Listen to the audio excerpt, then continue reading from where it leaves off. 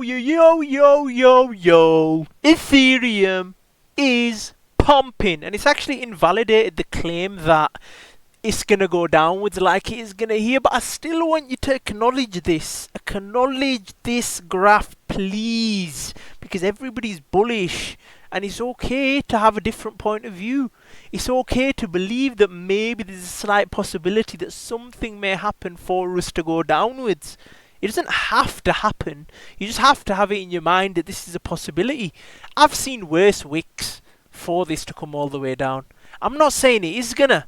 There's actually somebody else that says it is gonna. But it all looks bullish currently. It looks like alt season wants to fly. It looks like ETH BTC wants to break out. And it looks like dominance wants to go down, which is all we want. That's all we want, right? But you have to acknowledge the fact that we are overbought. Things could cool off a little bit before we fly higher. Don't get me wrong, I'm bullish, but what is the problem in having stop losses? It's not going to go up forever. Things do go down, you know. And I was actually talking to this dude yesterday. So this guy, and he doesn't really know much about crypto. I don't want to bait him out. That's not the purpose of the video. I just don't want people to get wrecked. Because he was telling me he doesn't know what liquidation is. He was telling me he's got 15k in the market. He's got 6k in Toshi, which is cool. But he really doesn't know what he's doing. I'm not an educated trader. That is not the way you want to be rolling, because you will get wrecked. And I know you didn't join crypto to get wrecked. Currently though, we're looking good. If we move over to the Twitter, everything's looking bullish. We're moving towards an alt season. If you look at the alt season index like I just showed you, we're on about 50. We're moving up there, getting into an altcoin season index. Omikami is coming around. Two scarce fixed supply digital assets meet CAS and BTC, except BTC had a 12-year head start. CAS solves the blockchain trilemma. CAS has objectively superior technology. You have to look at Kaspa because, not forget the tech, forget everything. Pretend like it's not even got good tech. But I think it'll pump after ETH. I think after Sol pumps and H-bar and all these, I think Kaspa will have his turn. I don't know how long it is going to pump for and how hard it's going to pump. But it will get its turn like everything does. 5 reasons why Omikami is better than SHIB. It will have multiple real world utility very soon. It only has a 1 bill max supply. Yoshi left Shiba Inu for Omikami. Omikami eco 100 times better. Omikami has not had any exchange listings yet. Imagine if it does. Imagine if people find out it's Ryoshi. Imagine Shiba Inu having the head start and still getting... Shiba Inu doesn't really have a utility. It's just a meme. Look at this guy as well. Murad's still pumping his bags when your video editor is on vacation, but the job is not done. Hold the right. The job ain't finished. Alright, here's what you need to understand. The next 5 to 6 months are going to be life-changing for many in crypto.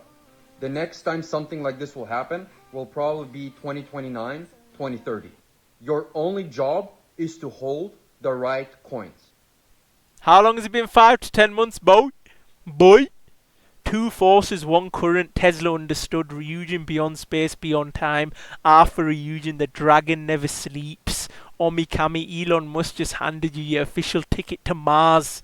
All I want is that blast off, baby. The bank can be closed, but Omikami's always open. And nobody gets poor taking profits. Taking profits. Please, print that in your mind.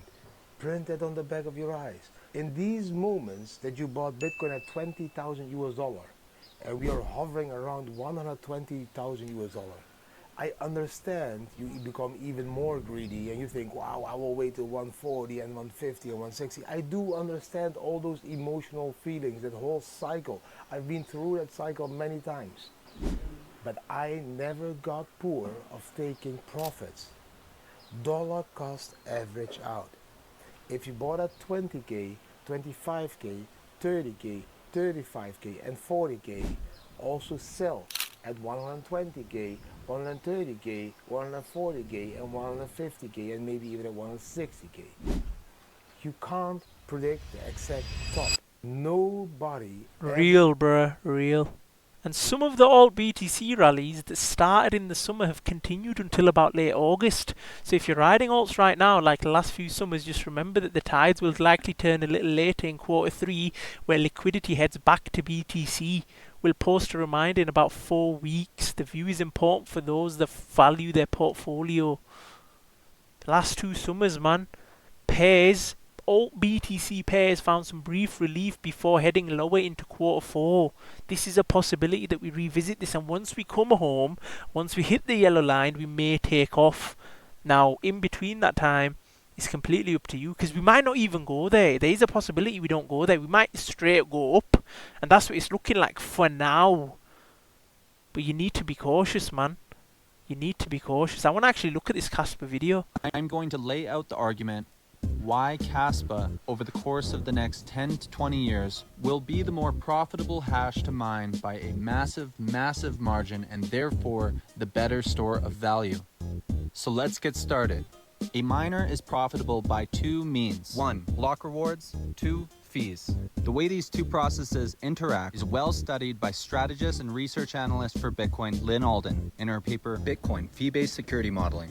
Here is what she wrote. After the next supply halving in 2024, Bitcoin's inflation rate will be less than 1% per year, and it will continue dropping every 4 years from there asymptomatically towards 0. So, in order to maintain something like a 0.5 to 1.5 ongoing security rate as a percentage of market cap, it'll need to develop a sizable and persistent fee market. To further illustrate, this is a simulation that shows Bitcoin's block rewards from 2012 to 2050. There's 2 things to keep your eye on: the block reward per year inside the orange circle, and the percentage that gets smaller and smaller. Also keep your eye on the date. In my opinion, a 1% security budget is the minimum that a store of value proof of work network should have for a security budget. Witnessing these block rewards go lower and lower is natural. Kaspa's is doing the exact same thing. But the question arises, it's now 2036 and Bitcoin's security budget is now less than 0.1%. This is 10 times lower than what it should be. And at 2050, it becomes 100 times less than a 1% security budget. Finding the way to a thriving fee market is the only way forward. To have a worldwide store of value that the entire world relies on, you have to have a fee market that is strong as fuck. But you may be asking yourself this important question. What about the miners that mine for charity? They don't exist. Okay, so let's talk about how we pay these miners with fees. This is a calculator which combines the fee revenue and the block reward in order to show what the security budget is. I'm moving the settings to a Bitcoin with 100 trillion market cap at the date of 2032. The red area is showing a 2% security budget. We will cut that number in half. I am now moving the fee rate to match the daily security budget with the daily miner revenue. They're the same thing. The fee had to go to $3,699. That's fee per transaction. And if you want the security budget in Bitcoin terms, divide it by 21 million. Next example, we're going out to 2036. And we're moving the market cap to 200 trillion. I believe that a proof of work network could easily get to this number, if they can pay their security budget. Remember, the red number represents a 2% security budget, so we are cutting it in half. For the daily security budget to get to $5.5 billion, the fee required is $8,201. This is what happens when you only have the capability for 600,000 transactions per day, and 600,000 divided by 8 billion people is 0.0075% of the population. This means that 99.9925% of the population is unable to contribute to the security budget of Bitcoin. On any given day, this is the truth. What would happen if you have something with the same structure as Bitcoin, but it's able to do thousands of self-custodial transactions per second to pay the security budget? With Kaspa, let's do the exact same calculation. 200 trillion market cap, 2036, and to get a $5.5 billion security budget, it is slightly less than a $23 fee. Kaspa just hard forked from 1 block per second to 10 blocks per second, and we will hard fork to 100 blocks per second. At 100 blocks per second, the fee to pay a $5.5 billion security budget is slightly less than $2.32. This is only made possible because Kaspa will be doing 2.59 billion transactions per day, and 2.59 billion is 32% of the human population. Can the other shitcoins do this? The simple answer is no. The closest competition, which is proof of work, is Litecoin, which is light years away. Everything else is pre-mined, not proven, or just a hard fork of Kaspa. I'm going to switch the subject. As I suspected, the Bitcoiners have a complacency. Fees are not on the radar, and it's shown in the Bitcoin Kaspa debate. so for example, give me a date in time. Any date like past 2030. Okay, I'll move it to 2030. No, 2140. Because that's the only time that this matters, is 2140. Oh, no, this calculator shows that it really starts mattering in about 2032 and 2036. Is there still a block reward in 2032? Yes, and but what is doesn't matter. No, it does matter. I already created a calculator, but then I went to make a simulation and sent it to Beep. He admitted that my math was all bang on, but he also said that he does not mind if the security budget continues to dip lower and lower. The Bitcoiners are forgetting what makes a store of value, and as Kaspa's adoption and use cases increase and multiply, the Bitcoiners will discover that to be a store of value, you have to be a medium of exchange. Period.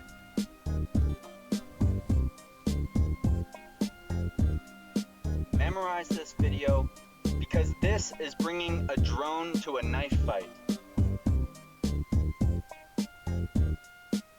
I like the way he did the video, but that is the boring stuff, but it's the stuff that actually matters. If Bitcoin's transaction costs are that much, who the hell cares then? Nobody's gonna care anymore, it's too expensive. Never heard of a single bank using XRP, but they use Link, do they? I don't know, I don't care. I'm not buying Link. When alts bleed to BTC, being BTC over alts. When alts bleed to ETH, being ETH over alts. It's not that complicated. He's talking about a potential bottoming out. Right here's when I'll DC into massive long. But it's gone up to 3,700. Why does everyone pretend like they know exactly what's going on? They just move the lines. Crypto's down, digital dollar. Look at Trump. He's literally got him at gunpoint. To work in government at all, and then everything changed after President Trump came on my podcast, and I accepted this job as crypto czar because I thought it was a once-in-a-lifetime opportunity to work for a president who really wants to get things done for the American people. And if anything, that's been an understatement. The first 6 months of this administration have been more successful than any administration in American history. What's been done? Look at him, bro. You just look at him. It's just been incredible. President Trump has worked at tech speed. We're used to working fast in Silicon Valley, but even this is fast for us in Silicon Valley, the speed at which you move President Trump. It's really incredible. And now today, you have another historic legislative achievement that is a monumental step to fulfilling your promise to making the United States the crypto capital of the world. This Genius Act will unlock American dominance in the crypto industry by creating clear rules of the road. It will update archaic payment rails with a revolutionary new payment system, and it will extend U.S. dollar dominance, like you said, globally, by creating a digital dollar that people all over the world can use. And for every digital dollar in a crypto wallet, there'll be a traditional dollar in a U.S. bank account, which will create trillions of dollars of demand for U.S. Treasuries. So that is the power of this bill, is U.S. dollar dominance. Mad. Ada, Tau, Ina, AVAX, he's seen breakouts. Look at Base as well, the ecosystem tier list. Virtual's Aerodrome Finance is arguably the best token on Base, and there will be multiple 20 to 100x's landing from this DEX, this decentralized exchange. Virtuals came out of there and it did a madness, 100x plus. So keep an eye out, man. Some big names on there, big names. Cup and handle on the total 3 as well. And the target of this is around about 1.55 trillion, dog. At Boston Consulting. Hey, everyone, this is Everything MD, co-founder at Virtuals. Prior to Virtuals, I was at Boston Consulting. Hey, I was keen on AI and investments. And more importantly, the few of us are running like 75.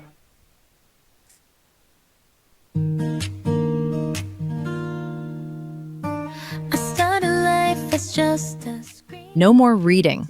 Let agents speak. AI is getting scary, dog. But this is the Virtuals ecosystem. I like it a lot, man. It's crazy. All the agents and things. You can't really compete with it. It's just insane. It's a level above.